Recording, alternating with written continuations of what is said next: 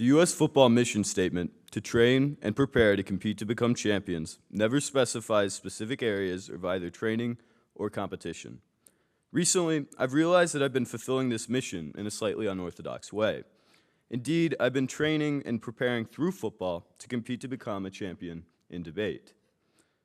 Looking forward, there will come a time in the next two tournaments I have remaining in my debate career, either at the Tournament of Champions in 2 weeks' time or the National Championship in June, when I will lose an important round for reasons outside of my control.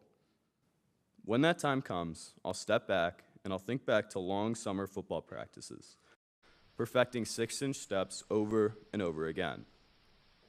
This year, when I head to that next round, I won't be worried about the things outside of my control.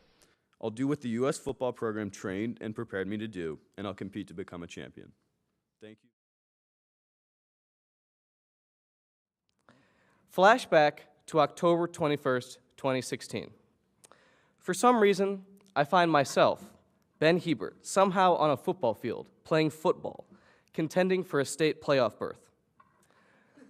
I look back on this moment with pride because it reminds me of the audacity I had in deciding to play a sport during my senior year that I had never played before. And not just any sport, one of the most physically and emotionally demanding sports in high school. I learned a lot from my brief football career, and really all football players learn the same lessons I did. But because they've been playing their whole lives, I feel they sometimes don't really appreciate those lessons. I learned how to connect with people, all different kinds of people, all united in pursuing one common goal. Although football gets the reputation as being the manliest sport, I realized that it's also one of the most intimate. Ironic as it is, the more kids bang and bruise each other, the closer they become. In no other athletic environment have I experienced this degree of brutal intimacy. I was exposed to an environment of astounding motivation and determination that I have not seen elsewhere. I learned how much these guys really care about what they do. Rarely have I been surrounded by a group of people so intent on accomplishing a common goal, so responsible in making sure they do their part, and so eager to make sure others do too. But I think what I'll remember the most from my experience with football will not have to do with any aerobic torture that I can pride myself in having overcome. There are other memories that I think will really stick with me.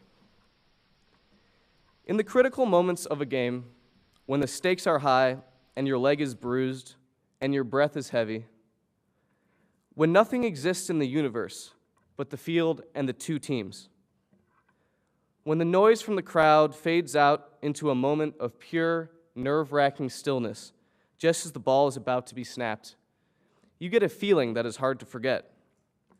But somehow, on that football field, you get a feeling like nothing could ever matter more than you, your country, your state, your city, your team, this play. I feel like these veteran football players don't understand how unique that feeling is.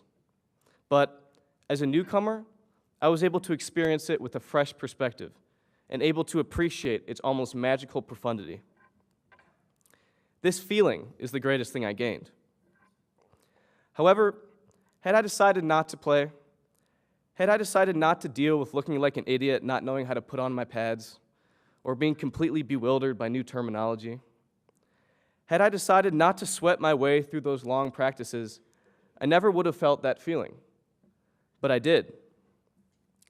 And later in life, when a big decision faces me, just as one faced me last August, I hope I'll decide to take the hard path, the one with the sprints and the bruises and the sweat and the grime. Because it's much harder to remember the annoyance of the toil under the scorching August sun than it is to remember that moment when it all made sense. Thank you. For the most part, my football career at US has been the most orthodox. But before this year's preseason started, Coach Mabasa pulled me into his office and told me that he wanted me to play center this year.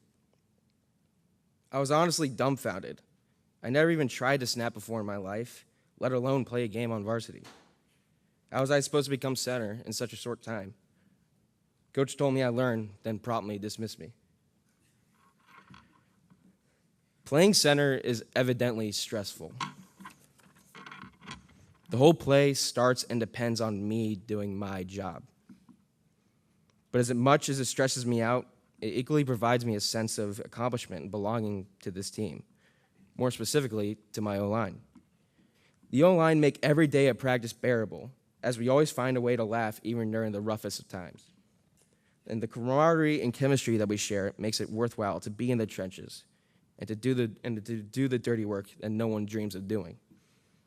And each time Jaden throws a deep pass or Joe breaks off a long run, I know that I've done my part, and I take joy in being part of these unsung heroes.